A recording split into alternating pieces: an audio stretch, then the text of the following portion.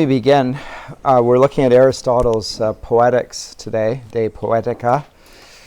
And I have on the screen over here a famous painting. Does anyone know the artist? Painter? Yes? Is it Raphael? It is Raphael. And what's it called? Do you know? Oh, well, it's kind of on the screen. A School of Athens. Oh, it's on the screen. Oh, it's a giveaway. Oh, yeah. You're an honest person. Okay, so yeah, School of Athens. We could spend a lot of time analyzing it, but we don't need to. There's only two figures I'm really interested in. They're the ones in the middle. The one on the left for us, pointing up to the sky, is Plato. The one on the younger man to our right, pointing down, is Aristotle. So in the midst of the School of Athens, right front and center, right in the central position, which is characteristic of Renaissance painting, you know, what's the object of interest? Well, look front and center, that's where it is, are Plato and Aristotle. So they're at the heart of the School of Athens, the philosophers. There are other philosophers in and around them. That is an interesting piece for discussing different schools of philosophy. But for here, and my purpose is simply to illustrate the differences between Aristotle and Plato. We looked at Plato last time, and we could see that Plato had a great deal to say about poetry, largely because he wanted it out of his ideal republic. And that was famously expressed in the Republic. The modern philosopher Alfred North Whitehead said, and this is often quoted, that the whole of Western philosophy is basically a footnote to Plato. And if it is a footnote to Plato, then the most important footnote of all is written by his pupil, Aristotle. And Aristotle wasn't just his pupil. He taught him when he was a pretty old guy.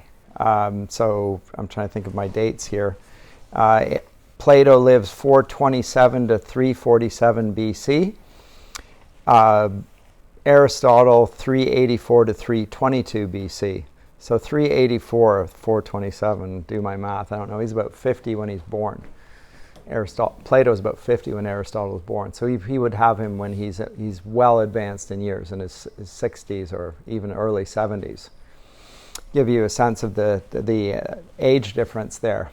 And he would have gone to Plato's academy and studied with him, but he did not agree with him on this key issue, which is how do we come to know things. And as we saw last time, Plato gave us this idea of the forms, which are the real objects of knowledge, and said that by comparison, the objects of this world are pale imitations and in fact misleading. And whereas Aristotle is going to say that we only know the things above us, these forms that Plato speaks of, by means of the objects here, by empirical evidence. But he doesn't stick with that like modern empiricists do. They say we can't know about God, we can't know about truth and beauty and goodness, etc. Aristotle says we can know that, but we know it on the basis of things that we actually experience. So there's a vast difference there. He was a member of Plato's academy from the age of 18 until his death, and at that point then started up his own school.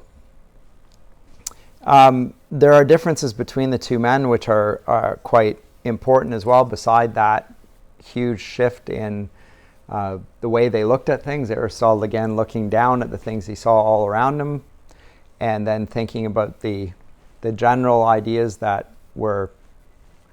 came out of that, and Plato considering the abstracts and then going downwards. Aristotle seemed interested in all things. He was what we would call him a biologist these days. He had intense interest in the natural world. He was interested in cosmology. He was interested in politics. He was interested in rhetoric. He was interested in ethics. He was interested in poetics, as is evident from what we're going to talk about today. And he was pretty authoritative on all of those subjects. And in the medieval period, Aristotle was just called the philosopher. Thomas Aquinas just referred to him as the philosopher. So in 1510, when this painting, the School of Athens, takes place, these two thinkers really help us to, at least it pictorially represents how we ought to see the two authors approach the issues of goodness and beauty and truth. Because I think they both are speaking to those things. So Plato emphasized, just to reiterate what we said last time, Plato emphasized reasoning from first principles. And from first principles, then to the particular applications of it. If the form of the good is like this, then all good things ought to adhere to that. Whereas Aristotle, let's look at the specific objects and then we'll draw general conclusions. Now, there are ways of thinking. Your philosophy department will probably say more on this, but the type of reasoning that Plato uses is called a priori. Make sure I don't tear this down. A priori. And Aristotle's mode of posteriori.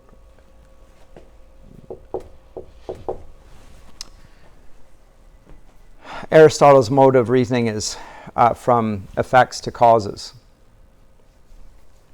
Experience leads us to come to general principles. In general, philosophy in our day follows Aristotle's model, even in Christian circles. So here there tends to be an evidentiary approach to apologetics, among other things. There are other types of apologetics that would be more a priori. Those would, there's a variety there. But there's evidences. One goes from the principle to the specific object, and the other way around. I think both can be valid and useful in different ways. But Plato wanted to establish knowledge that would be certain. Aristotle was looking at more in terms of probabilities. On the basis of this evidence, it's probable to assume that the good, the true, and the beautiful are like this. Plato seemed more concerned to combat the sophists, who are relativists. Having done his work, Aristotle was able to perhaps undermine his teacher, perhaps moderate his teaching and say, well, let's look at things how they actually are, and then go from there. So he, unlike Plato, who writes no book of poetics, Aristotle does. Let's look at poetry as we experience it. And so he dedicates a volume to exactly that. Comments or questions at this point before I go forward with that? But that's the general difference between them in terms of perspective and how they come about things, is that one goes from the bottom up and the other from the top down, and you can see that just from the picture on that. I think there's value to both of them. I think they're both necessary reading for anyone who wants to understand the world around us, and particularly the development of the Western mind. They both have had their influence. And they've both been very controversial. So Aristotle, come the Reformation, and it's not just the reformers, but the humanists want nothing to do with Aristotle. They say Aristotle is poison. We want Aristotle out. He's the root of all problems. Aristotle's got to go. And they, in general, in the humanistic period, by which I am saying from including the Italian Renaissance onward, are going to be greater devotees of Plato. I'll come to that maybe later if I get the chance to do. But Luther and the reformers wanted nothing to do with Aristotle. Now, when they said that, they were largely thinking of his ethics, Nicomachean ethics, and his understanding of human goodness. Because for Aristotle, there was such a thing as human goodness, and we could talk about it, and Luther and company wanted to see it more theologically and say there is no human goodness outside of God. So we can't talk about human goodness because unless things are done for God's glory and for God's good, they're not really good at all. They're deceptions, they're varieties of sin. That's oversimplifying, but that's more or less the nub of the problem with Aristotle. But let me get back to Aristotle and what he says more particularly here.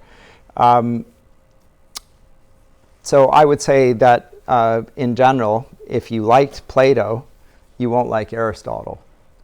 And if you like Aristotle, you won't like Plato. It is almost a taste thing.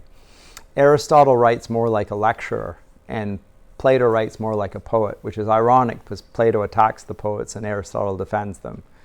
So, and it's not without, this irony has not been lost on many people. Aristotle is tedious, perhaps, but he is also clinical. He is very helpful. And his Poetics is not a polemical work. Plato's Republic arguably is in some ways, certainly polemical against the poets. Whereas Aristotle is not writing a dialogue, it's not dramatic, it's not entertaining, it's telling you the way things are. Not the way he would like them to be, as Plato's doing in his Republic. This is the way things ought to be, saying this is the way it is. And he's using the drama of his day to illustrate the way it is. And the exemplary work, which all of you, I hope, will have read here, is Oedipus the King. And that's why one of the reasons we do that work, by the way, in first year English. It is a great work. We could do others. The reason I want that one to be done is because now I can refer to Oedipus the King because you've read it in a literary theory course 4 years after the fact. Remember, back in Oedipus, you know who he is. You know what happened there, etc. So there is a method to our madness here. But Aristotle regards Oedipus the King as the exemplary tragedy. It's the best. It's not just the best. It seems to capture the essence of what a tragedy is. And that is of great interest to Aristotle. So you might be confused if you say, when he's just pointing down to the evidence could be leading in any number of directions. Anything that you observe could be considered evidence. Aristotle looks at the facts, but he only looks at them carefully. Remember, I used that analogy of the shears of the scissors, where the evidence will come together with the principles. So the principles of drama he sees in evidence in Sophocles' Oedipus Rex. There are other dramatic works he could have chosen, but that one, he says, really gets at the nub of why tragedy is important. And he implicitly, and I don't think it's explicit by any means, but he implicitly is rebuking Plato. It is a response to Plato's objections. It is done in a dispassionate scientific way. So there's no sense of animosity. I'm sure he revered Plato, but he just simply thinks he's overstated his case.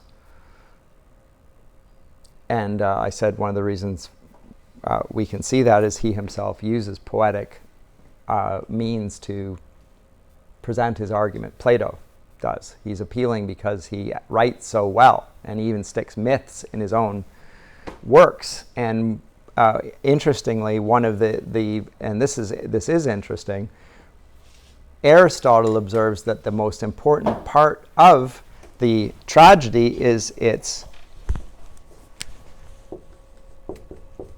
mythos. It's myth. Word that's translated into English as its plot. The plot is the most important part of a tragedy. He lists various aspects of it. I'm going to come to those in a minute. But it's the mythos, or the plot, which is the most important aspect of it. What Aristotle does here, however, is that he creates a theory of poetic structure, the form, and suggests that the form is a way of articulating the content. So the tragic form and he's going to delineate it and the features of it, and he's going to give a hierarchy there, and plot being at the top of the criteria. This form is the best thing for expressing something of universal significance and meaning. And remember that the tragedy is a religious form. They're performed at festivals. Festivals to Bacchus. So there's a theory of poetic structure, and it's based on a new concept of imitation, this word mimesis. I brought this book along in case you're interested. A famous book by Erich Auerbach called Mimesis, The Representation of Reality in Western Literature. It's many interesting essays in there, and that's what it is. It's a collection of essays. The very first one is the one that I remember most keenly. The first one is called Odysseus' Scar. If you recall from Homer's Odyssey, that scene when there's a recognition, the nurse, he's returned back home, nobody recognizes who he is. Athena's disguising him even so that people can't recognize him. He's not giving his name. Remember, he's learned his lesson. Don't tell people what your name is. Last time you did that, Poseidon kept you away from home for 10 years. Well, now you've landed on the shore. You don't tell anyone who you are. But out of hospitality, Penelope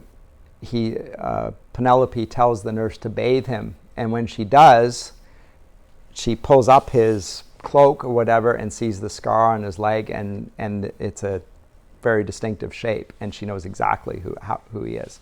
Just before that, she said, you look a lot like my master. Lots of people say that. Yeah, but then she sees the scar. Yeah, no one else. And she's revealed. So he talks about this famous instance, and it goes on at great length, that passage of delaying. So the story's told, and the suspense is building, and now it's being revealed to the nurse who he is, and we're worried what could happen, because if she says it's Odysseus, all is lost. So the suspense is building there, and it takes hundreds of lines. And he compares and contrasts that account to the way in which biblical narrative is done. And that's interesting. And it's also done mimetically, but one is lengthy and the other is very short. Anyway, Auerbach, mimesis. Form of representation of reality. I like the subtitle as well, because that's what it is. What is the reality? The reality is what is universally applicable and meaningful. That's the reality. And Aristotle, when he points down, isn't just pointing out any random pebbles. He's seeing the universal significance of in the particular. And the tragedy does exactly the same thing then. So the imitation, remember Plato attacked imitation.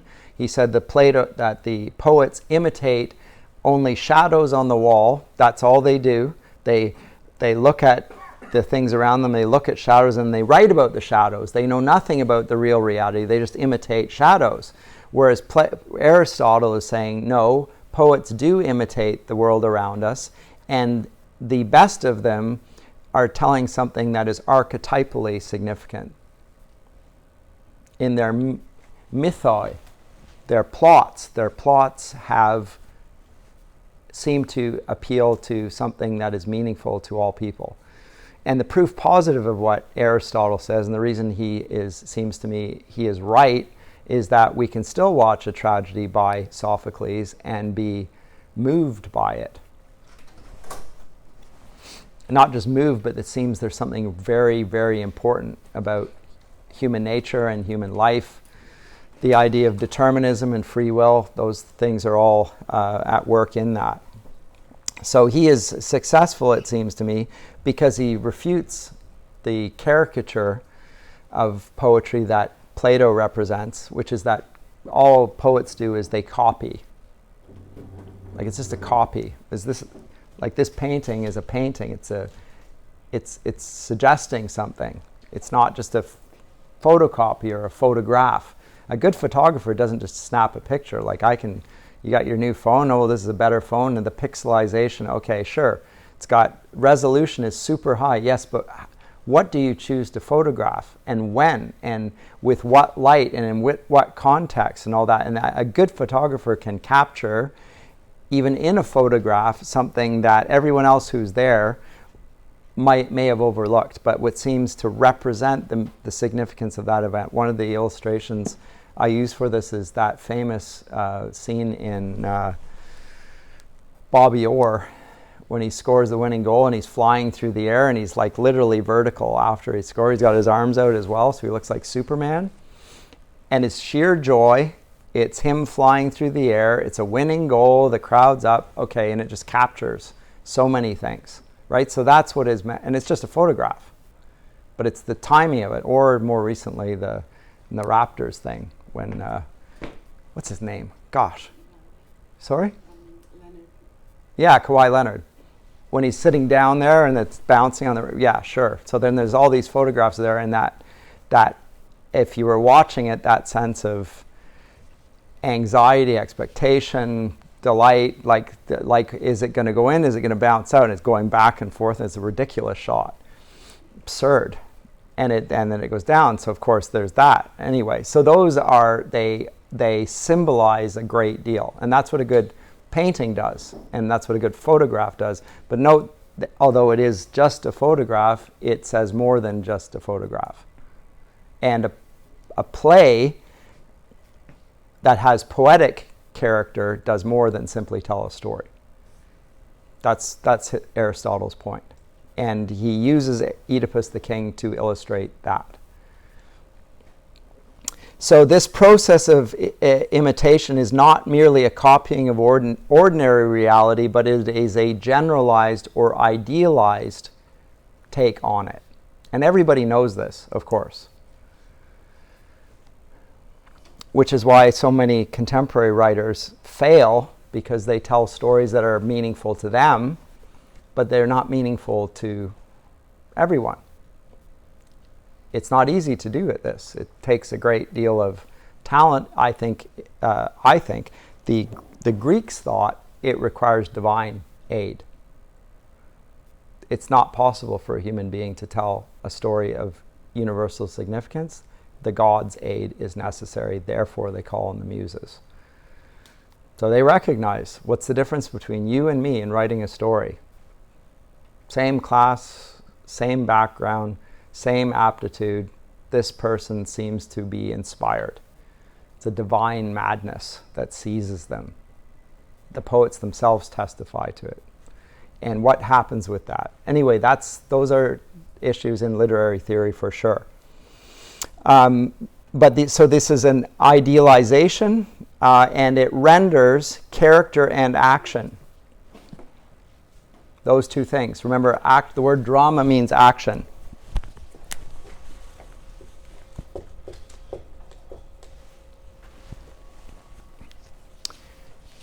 And the reason this is going to be important is because it ties in with Aristotle's view of what human nature is.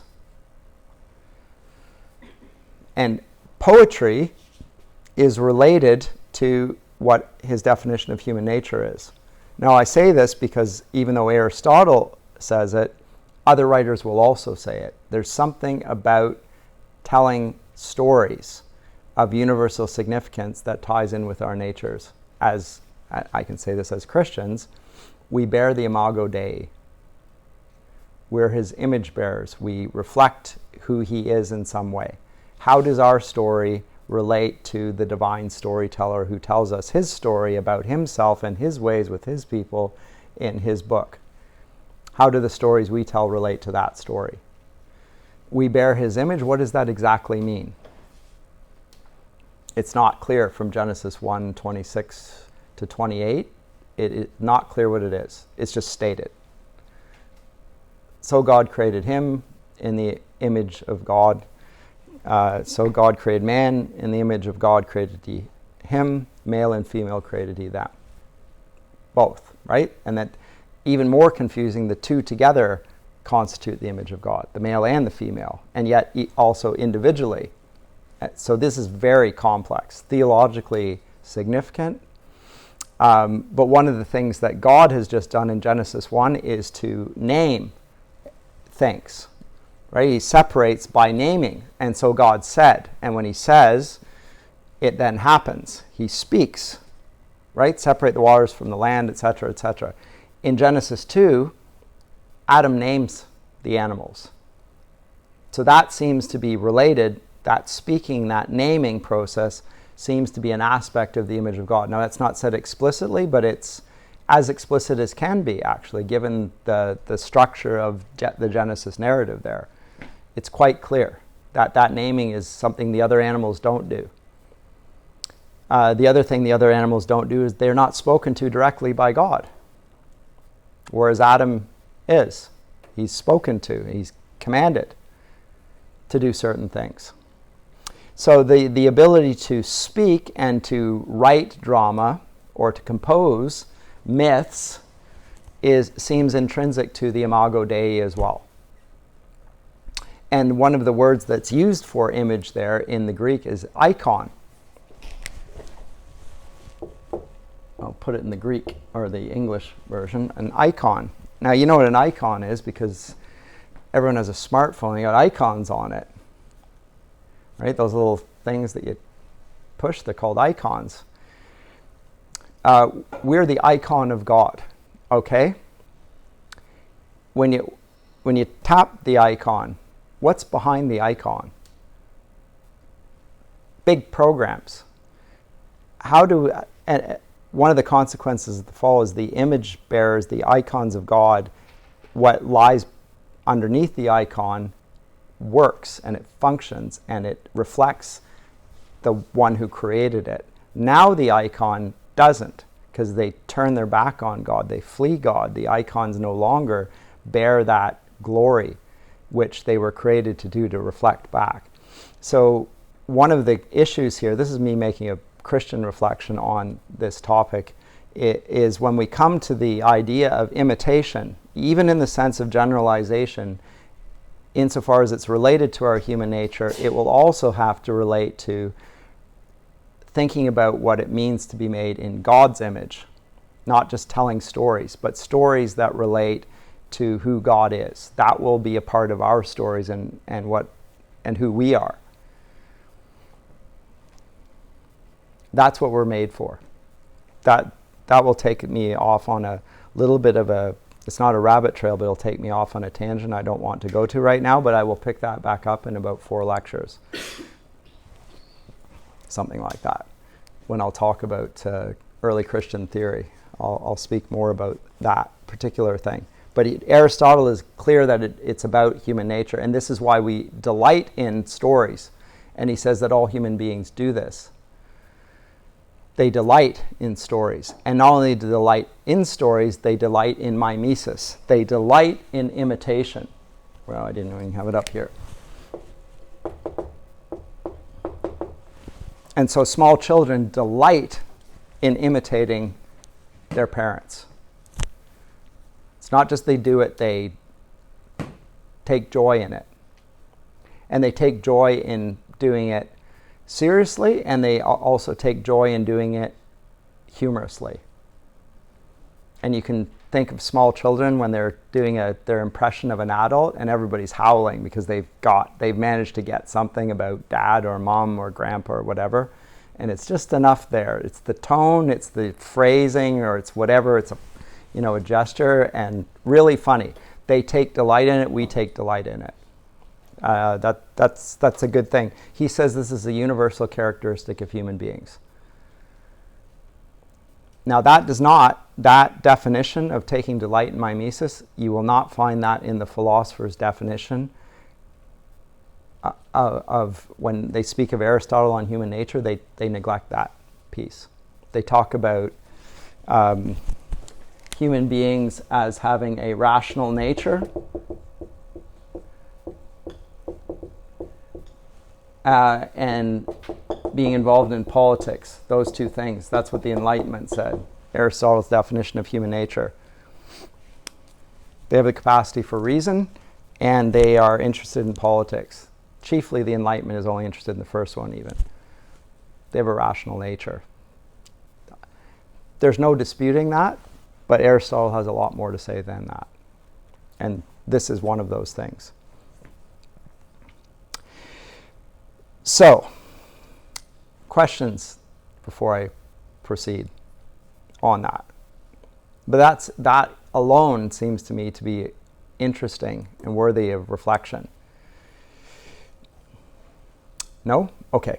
So this process of imitation then, which takes place in a drama, the result of that are the most important and serious of human pleasures. The pleasure of learning. The pleasure of making valid inferences. So in other words, of saying true things. He calls this manthanain hai logisthethai. Okay, oh, never mind. To know and to make valid inferences. Aristotle says this is the most delightful thing of all, to say true things, to learn them in a world of confusion, to know things. That's what it is. That makes sense. And to be able to speak well of them, that's what drama does. So it has a philosophical function almost. And in fact, when you listen to Aristotle, you would think that poetry is a variety of philosophy, which I happen to think it is myself. I just think it's better than philosophy.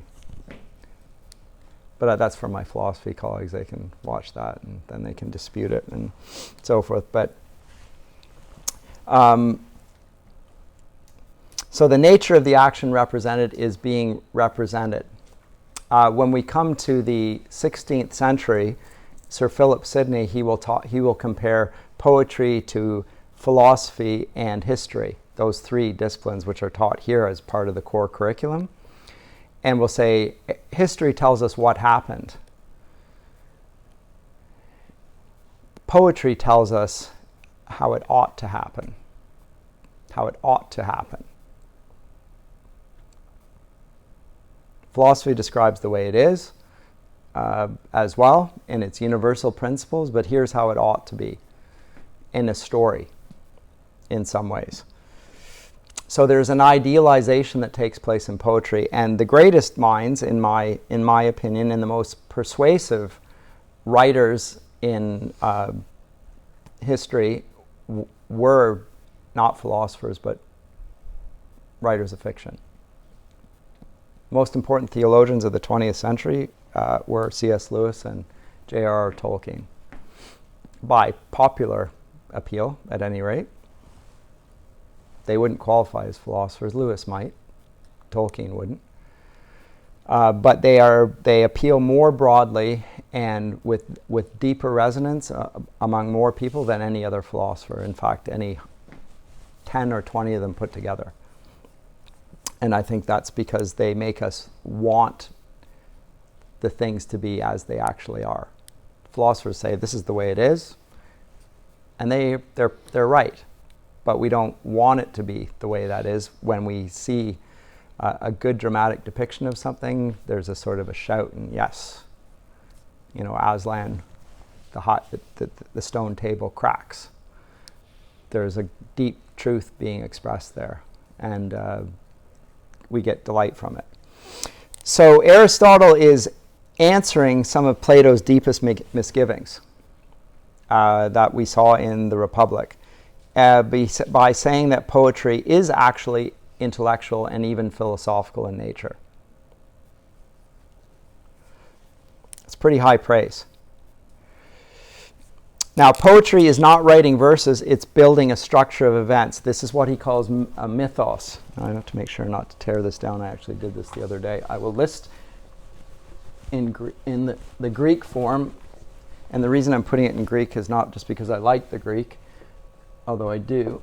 It's because these words are then picked up in literary criticism by other authors. They will use this word, and when they use it, they're referring back, or at least hearkening back, or alluding to Aristotle's original use of it, because this is the first book of poetic theory in the Western tradition, and it influences later ones. So even though this is about drama, it is taken more generally to be talking about literature in general. So when later writers, Levi-Strauss and others, want to talk about myths and archetypes, they're using the terminology that Aristotle bequeaths. So this is a key text. You might have found it dry. It is dry, but it's really important stuff. So the mythos, this is the plot.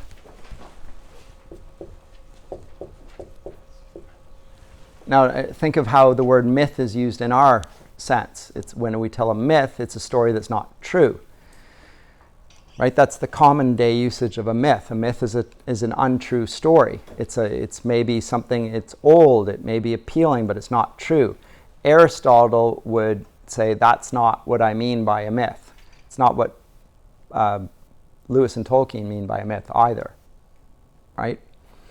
All myths, if they are myths, actually say something true because they say something universal. So that's what myth, and that's the plot. That's the thing that connects the events together in a meaningful way. That's the mythos.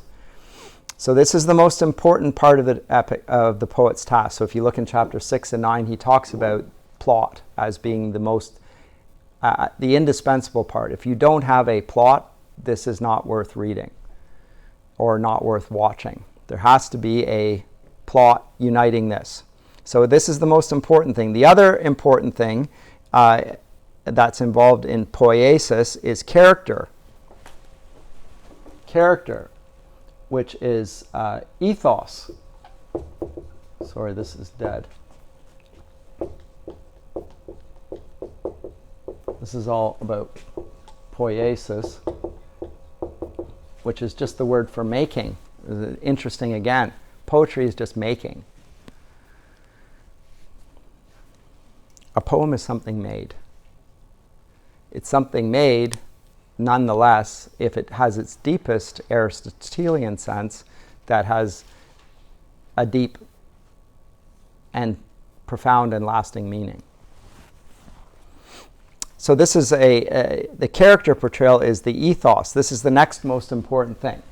The character represented. In the case of Oedipus, we know it's all about his character.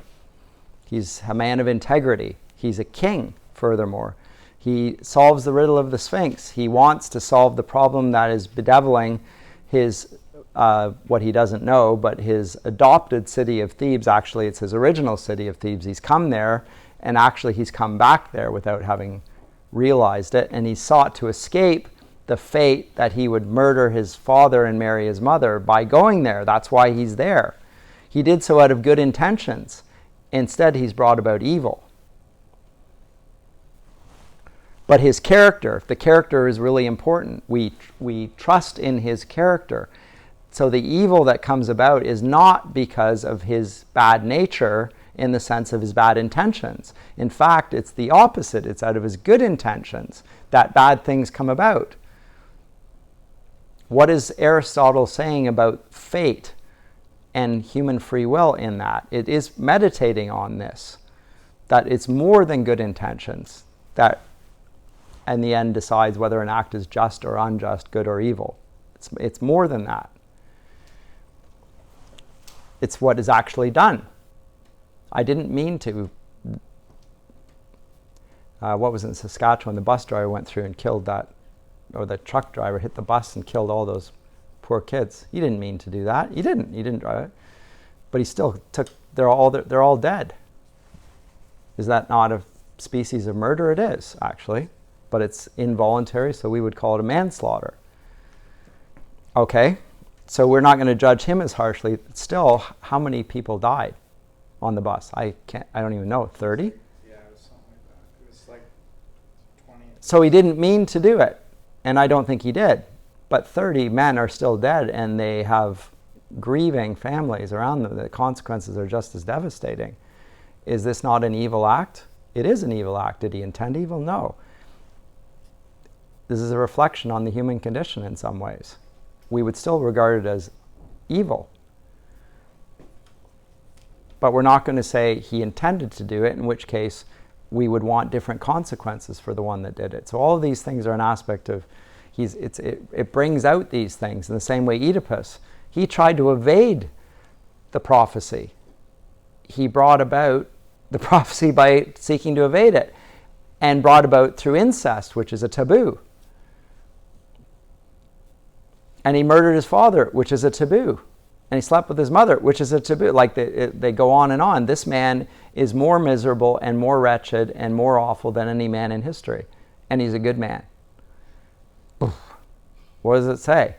The plot is brilliant as it's laid out. The character in this is why he's talking about this particular tragedy. Furthermore, of interest is thought.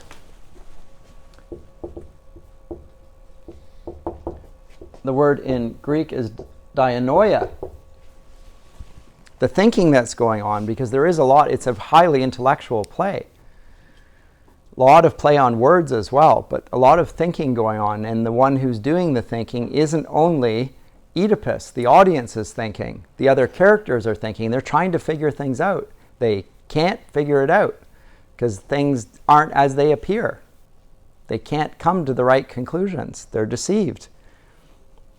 Why are they deceived? It's because the gods want to destroy him.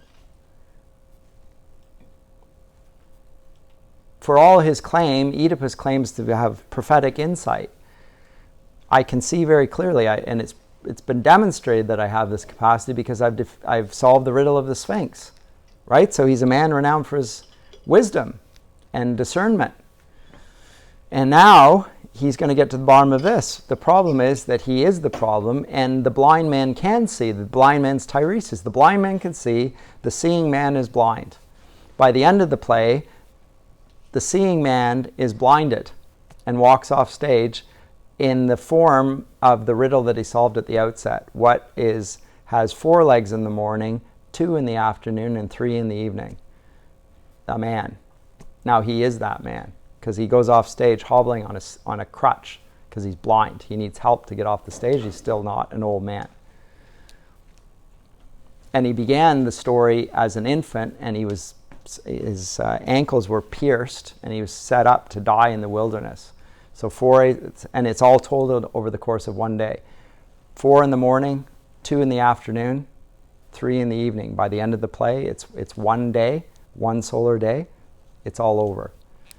So it's very clever, significant in that sense. So that's the dianoia, the thought, which is the presentation of ideas or arguments by the characters. Now this is an important aspect of this is poetic language. Now the thought and the language are 2 different things. They're not the same, but the language is the lexis. Words and ideas are not the same thing. We will say more about this when we come to Augustine's On Christian Doctrine. What existed in the mind of God is not the same as the Word of God. There's a distinction there. There is a compatibility, of course, but how is it possible that we can think one thing and then say something? And how is it possible that that word which comes out of our mouths and the vibrations of sound which then go into our ears are then translated back into thought? How is it possible to say one thing and think another? Because these are separate things, but they ought not to be. You ought to be able to say what you're thinking. The dissembling is possible. Misrepresenting your thoughts to deceive others, this is possible. It's not a Christian thing to do. Anyway, but we'll get to that when we come to Augustine in a few classes. But thought then, the presentation of ideas or arguments is there. The poetic language or expression of that is the lexis, the exact words that are used, and they are cleverly chosen, even down to the name of Oedipus. This is not Aristotle's point, although he probably knew it. It sounds like swollen foot, puss from foot and oida from swollen. That's the suggestion in the story. Others have suggested that pous sounds a lot like the Greek interrogative particle for how. Oida pou, oida, I know. Or I see, I know, oida. Which is, I see, I know. Oedipus goes around claiming to be able to see. How does he see? It's a divine gift. In fact, he sees nothing. Totally blind. Huge irony. The irony exists, the tension between what the audience knows about Oedipus and what he does not know about himself. In fact, in the end, everybody knows what Oedipus doesn't know.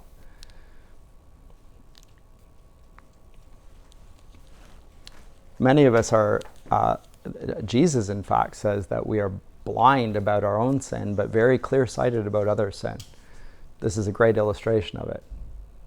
It's the illustration in some sense. The man who claims to be able to see everything is unable to see what, in the end, everyone around him is saying. And he's saying, don't, you don't want to know. Oh no, I do want to know. I see exactly, I'm going to get to the bottom of this. I'm going to solve the problem. You are the problem. He's outraged. So the lexis, then there's the song composition, which he thinks is of important. Melopia, song, or mellowpia. Mellow probably from sweet. Word Melissa is from honey. If your name is Melissa. Honey. Hey, honey. But I won't try that one. I'm sure there's got to be some great line you come up with that. I have one, and I'm not going to say it. It was bad enough that I said, hey, honey. Melissa, but the mellow, sweet, mellopia, think about that, a sweet making, a song. So it's a sweet making, something that is delightful, it's beautiful, it's the singing aspect of it that is an aspect of the tragedy as well. Remember, there's a chorus that's singing. Aristotle thinks that the singing is actually part of the dramatic presentation. Think of how useful music is in dramatic productions to this day, particularly in film or television, but even in plays, music is a part of it. It builds suspense, right? You can really marry the two, the story to the music. Then there's spectacle. These are the spectacle, and I'll come to spectacle. The word for this is opsis. And then finally, the last of the words that he uses is, or was that it? I think that is it, actually. That's the least important. Spectacle in the sense of something flashy on stage. Compare and contrast Aristotle's estimation of what's important to what we see in most movies, which is all spectacle. The special effects were great special effects, great whatever. Aristotle says the very least important of all these things. Now, he doesn't say it's no importance. It's the least important. The most important is the universal significance of the plot. The next most important is the character.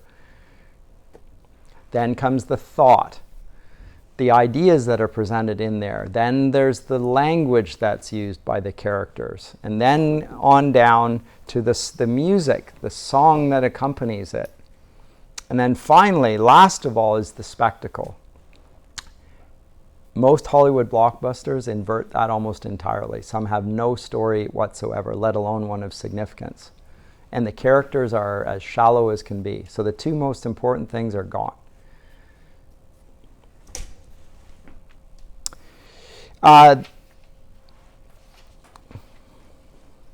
Comments or questions about that? But when I hear this, I think this is correct.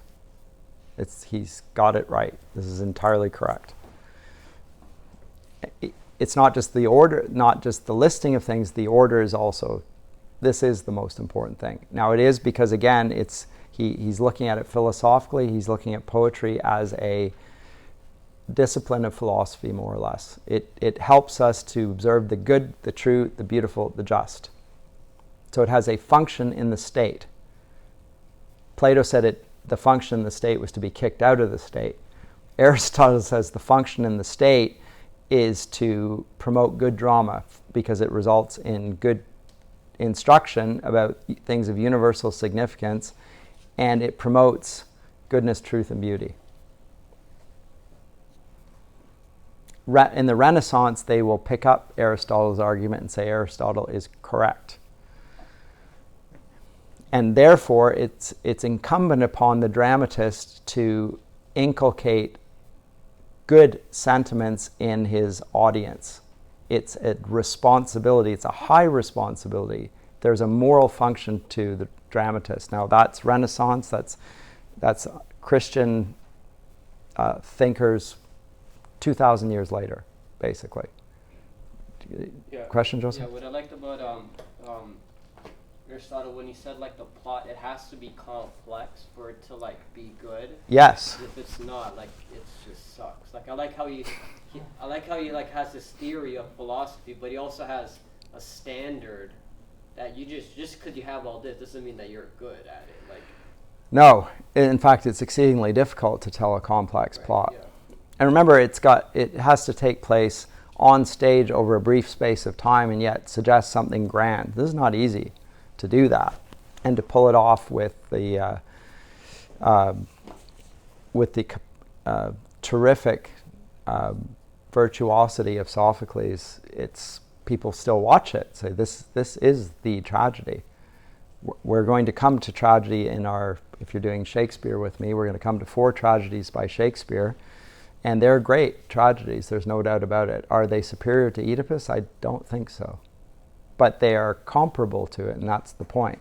That he is the making, and Aristotle gives us the tools, intellectual tools, with which to judge why is Shakespeare's Macbeth or King Lear or Hamlet profound? What is it about this that works? If you want to say it's the story, the plot, what is it about the plot here that seems, why is that universally true? How does it relate to human nature as well? Which is a theological reflection, because for Christians we bear the image of God. So then how is this story connected to God? And therefore it's appealing to us. Like, why do people still study Shakespeare in schools around the world? Why is that? Because he's an English writer from the 16th century. That's pretty old. He's a dead white male. They may have banned him in California. He's not banned here in Ontario yet. Not yet.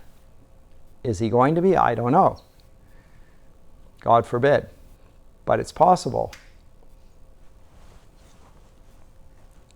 In which case a great harm has been done to people, because he is actually speaking of universally significant things, irrespective of the fact that he was an Englishman. Had a funny haircut.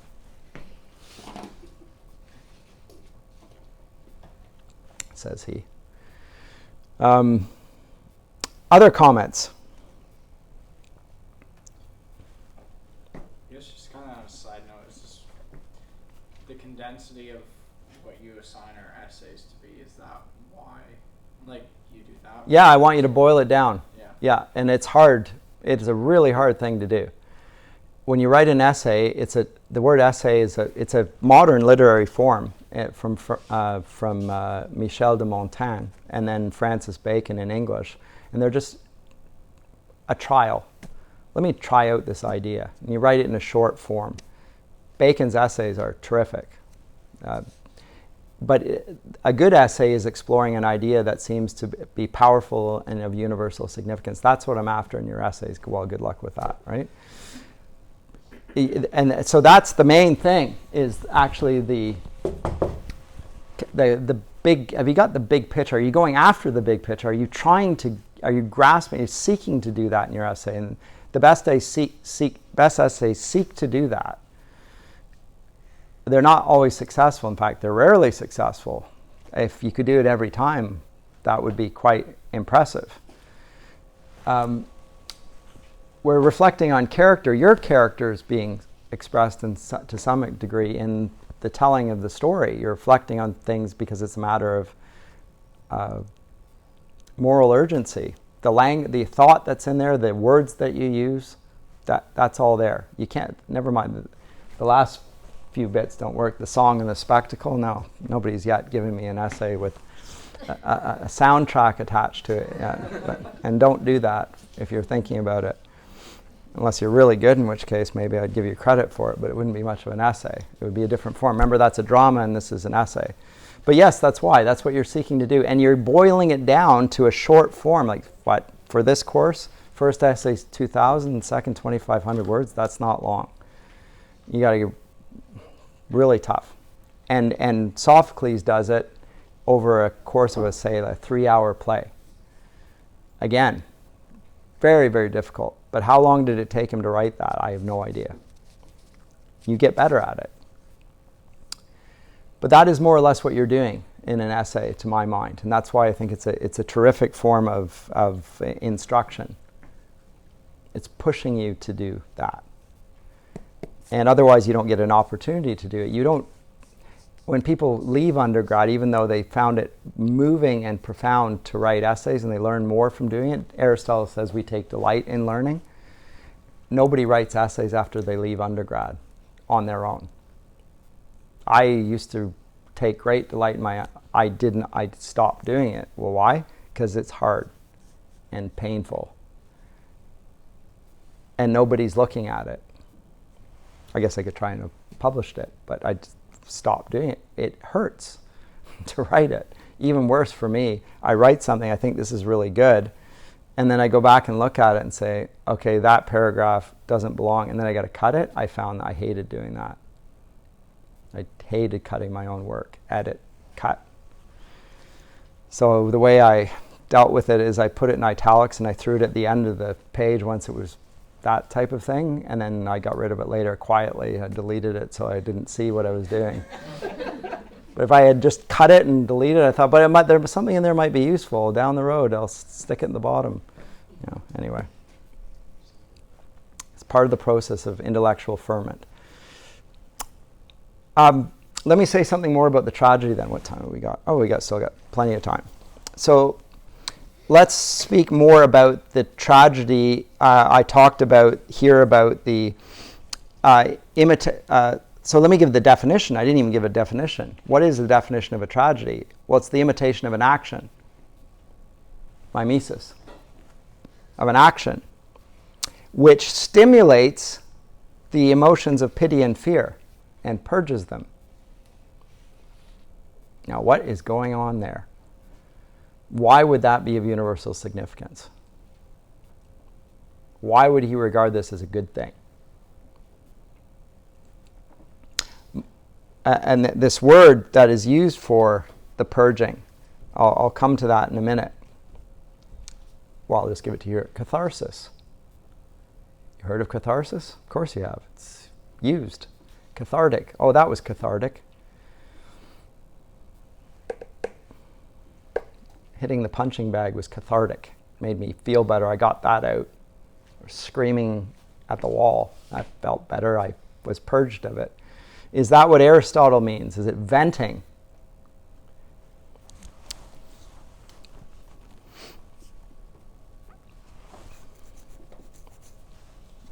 Well, what's it purging? Pity and fear. Why would he want to get rid of pity and fear? I'll just formulate those as questions right now, and if I have time, I'll try and answer them at the end. And if I run out of time, then I won't have to answer the questions myself.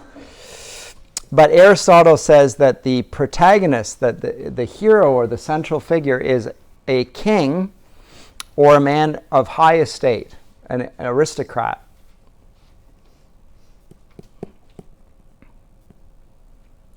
It is not because Aristotle is writing this for aristocrats or kings.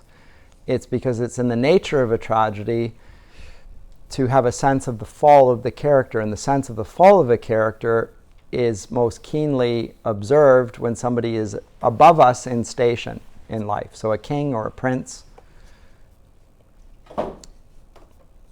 a movie star, a politician. Those are the figures that are in our magazines to this day. And when they fall, we're all very interested. People do what movie stars do every day, and nobody notices. If Prince William does something, has too many drinks, says something, it's all over the news. It's all over the news. How come? That reason. There's a lurid sense of interest in those that are supposed to be our superiors. Certainly are in rank. But that's what tragedy does. It reveals the fall, even of the highest of human beings, from their estate. This is possible. So there is no such thing then as an ensured social rank. All can be brought down by the gods. And remember, the Greek gods are subject to fate themselves. Fate determines everything. The gods can't change what's fated.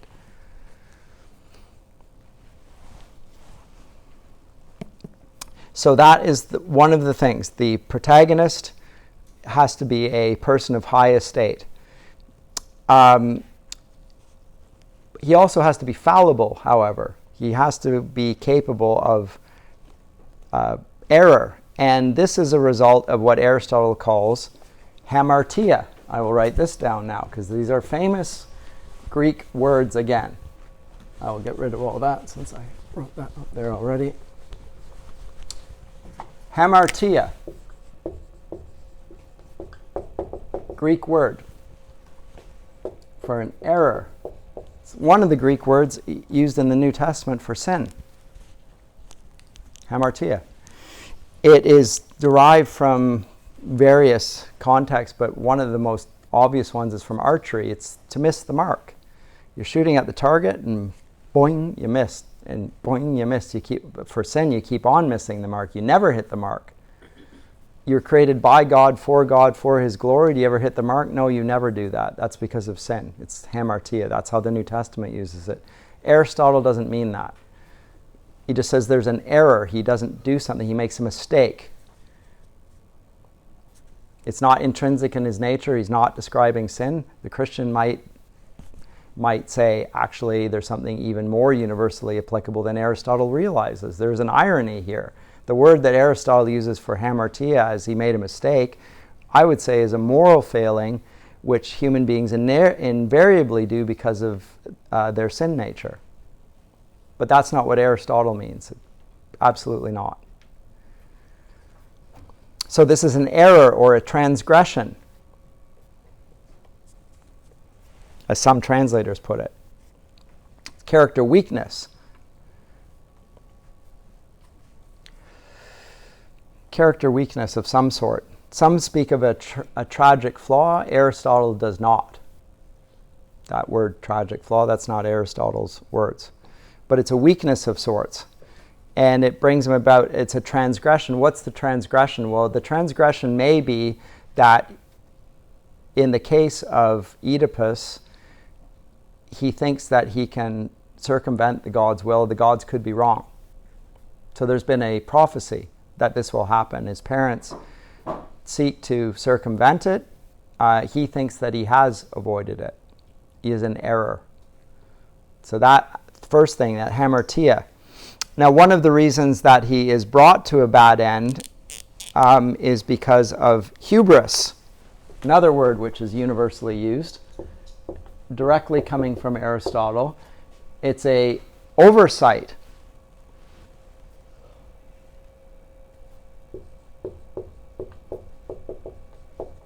If we want to use Christian interpretations of hubris, it's almost always associated with pride, because pride is the characteristic weakness of the devil. He puts himself above his station, seeks to be as God. So do Adam and Eve. Original sin. Hubris. And overreaching.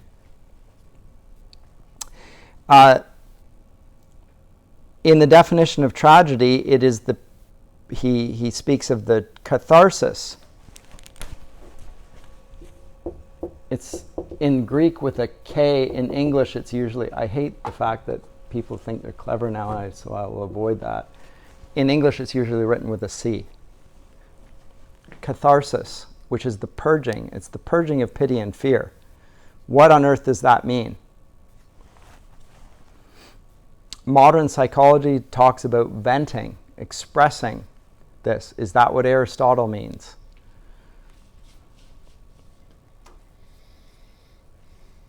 We feel better for having witnessed this spectacle on stage. Is that what Aristotle means? Well, do you feel better after watching Oedipus the King? I don't. I don't feel better. I don't think Aristotle thinks that we're going to feel better either. It's not like an intellectual laxative. We've been purged. All right, it's out there. Oh, it's all, never mind. The image was vulgar enough. It's out. Oh, good, that's done. I don't think that's what he means. He speaks specifically of pity and fear. Why pity and fear? Remember that the polis, so I said I was going to get there or may not get there, so here's me, I am getting there. Pity is what marks human beings. They have pity, compassion for one another. It's the one thing that Achilles did not have in the Iliad. He had no pity. To pity is to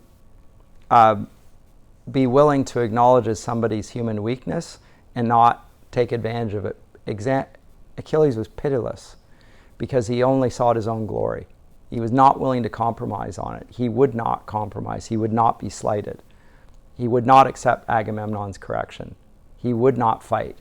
He was dishonored and he would be glorified. And even the gods are outraged at Achilles' lack of pity. This man has no pity. In other words, he's like the gods themselves who have no pity.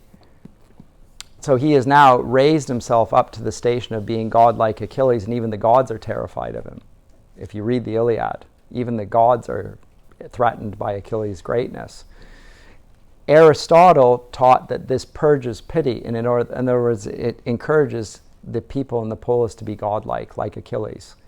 Remember I said that, I don't know if I said it here or another context, Alexander is Aristotle's great pupil. Under his pillow, or whatever they had, the equivalent thereof in the Greek world, he had a copy of the Iliad. When he went east and conquered the whole of Persia and all the way to India, when he got to the end of it, he wept because there were no more lands to conquer. But he had the Iliad under his pillow because Achilles is there, and Achilles was great and sought glory, and he did it through conquest, and Alexander was going to be exactly like him. So he was Aristotle's model pupil.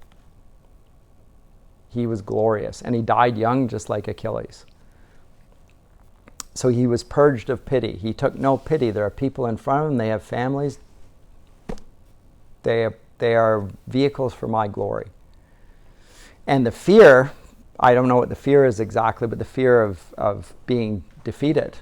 It's for the defense of the polis, for the expansion of the polis. That is a political dimension.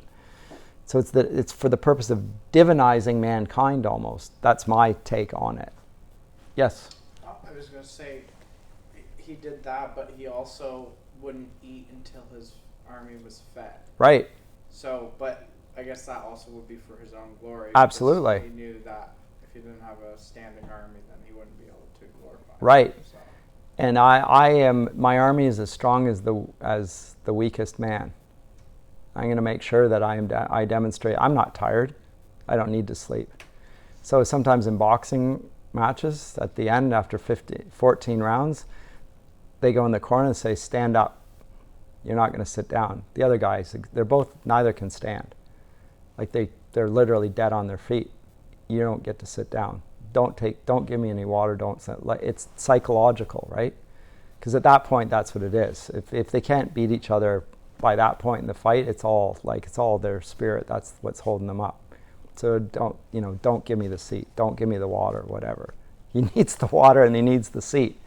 But that guy knows I need it, or he needs it. He has to sit down. I don't have. This guy's stronger than me. I can't beat him. Well, then he's got him.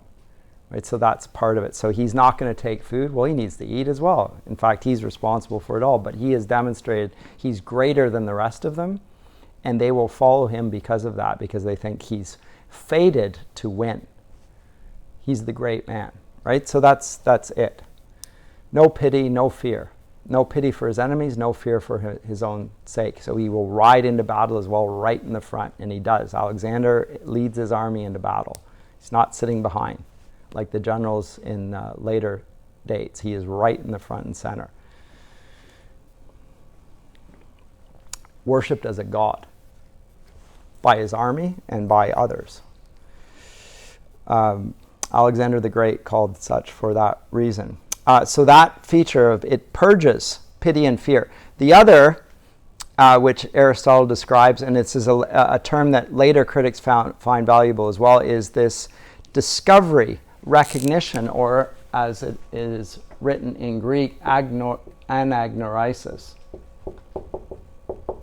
That moment of recognition when the character recognizes something about his true identity.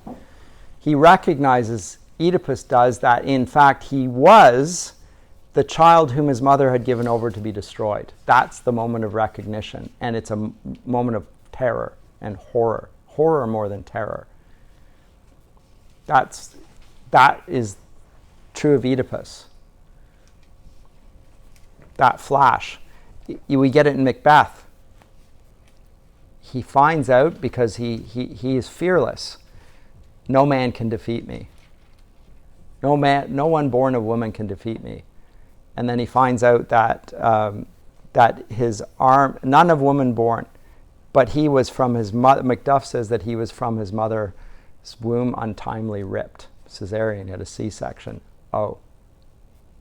So he did come from a woman, but he didn't come from a mother's womb. Oh, he got around that.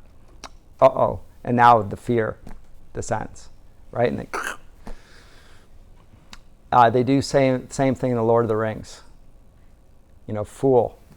No man can defeat me. I'm not a man, right? I'm woman, hear me roar type stuff. Okay, whatever. It's a good moment in the movie. Terrific, right? Because it's the unexpected.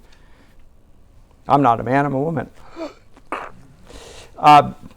So there's that point of recognition, and it's obviously memorable, jumps out at you. There's also the peripeteia, the reversal. This is the last one.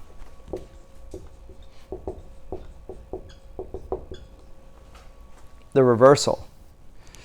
So he began with, as I say, the man who is capable of seeing everything.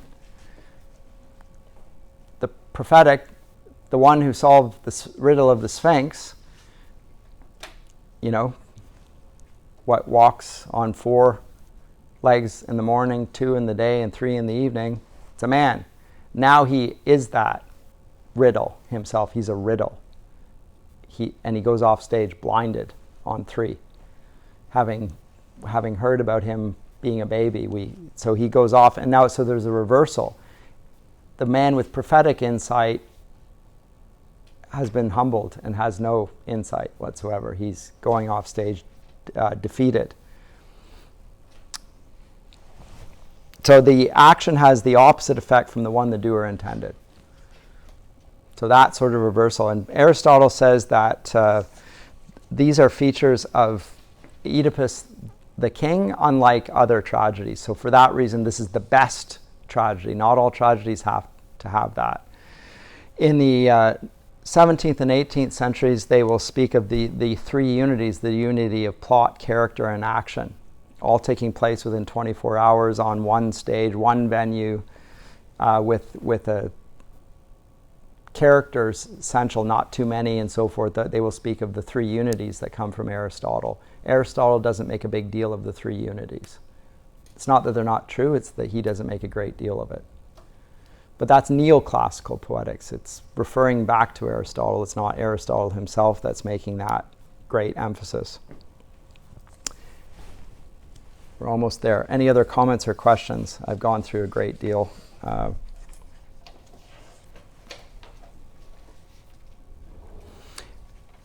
Final thing is that there is no sense of, he says, the actions that happen seem to follow the law of necessity, not probability.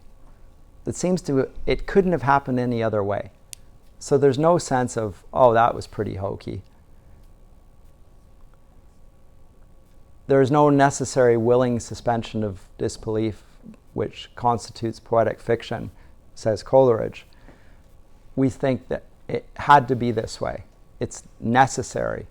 Aristotle seems to think that this had to happen and this had to happen and there was no other. It's not. This is impossible that this should happen now. It seems like it had to happen, and that's part of its universality. Because if it were probable, well, it could be a case where it didn't happen, but here it seemed necessary. So it has almost a religious significance because of that. And remember, it's at a religious festival.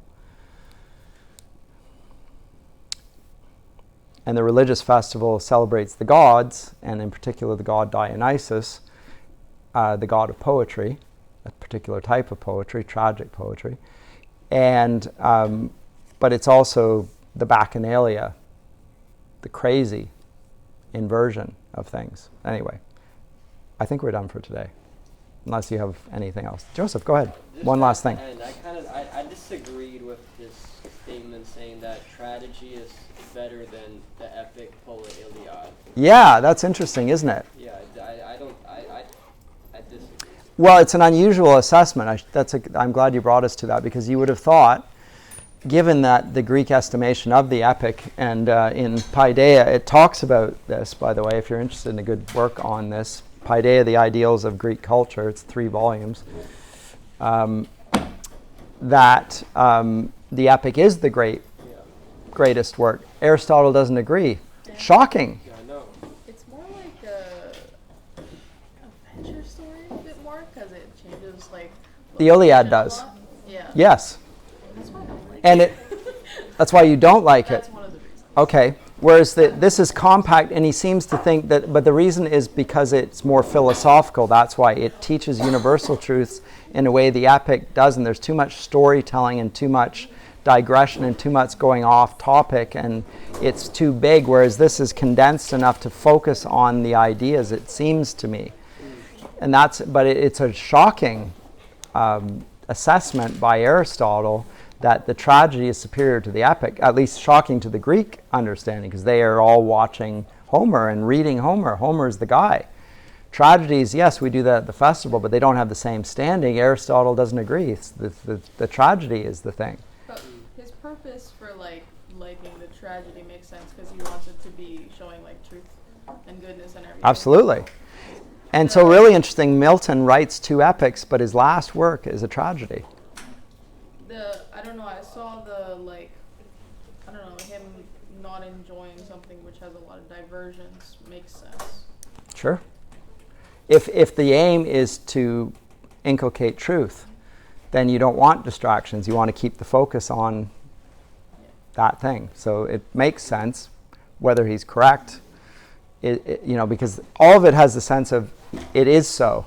Is his assessment of that same, tragedy superior to an epic?